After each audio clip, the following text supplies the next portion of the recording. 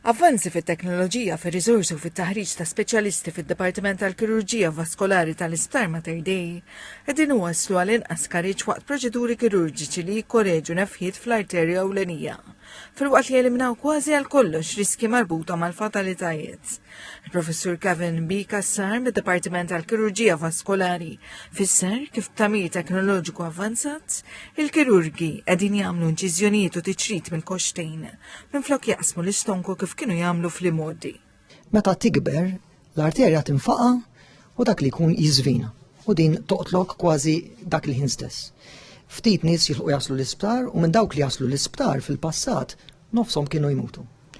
Spjega kif kirurgi speċjalizzati li jitħarġu professjonalment f'Malta u fatta sptarijiet u ċentri ta' eċċellenza barra minn Malta qegħdin japplikaw sistemi ġodda li jippermettu li jsiru interventi b'aktar preċiżjoni fuq il-pazjenti. Dan qal wara li jkunu analizzaw bi preċiżjoni bosta fatturi, fosthom il-pressjoni u hekk hemm xaħam li jkun qed jimblokka l-arterja.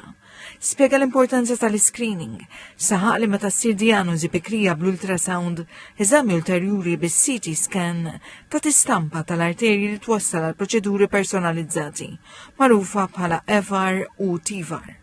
Bil-screening program nittendu bil-problema kmieni u nistgħu nagħmlu dan l-intervent. Fejn qabel konna niftħu iż-żaq minn fuq s'isfel u dak li jkun ikollu proċedura kbira u li tirrikjedi ħafna ġranet fl-isptar inkluż ġranet sħaħ fl-ITU, illum il-ġurnata nitlu minn ġol koxxa, nagħmlu qsim bil-kemm jidher u l-għada ħafna drabi l-pazjent imur id-dar.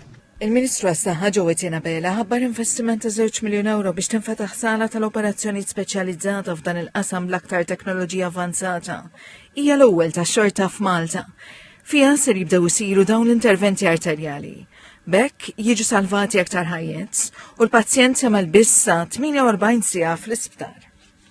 Dan ħajkun theater li huwa apposta għal proċeduri ta' dan it-tip.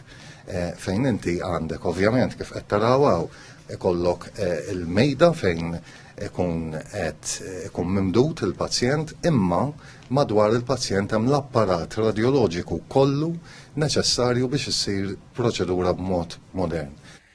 Fisser kif fis-senti li għaddew l-Isptar Mater Dei medja ta' madwar 500 pazjent li kull sena jkunu jeħtieġu screening jew interventi arterjali.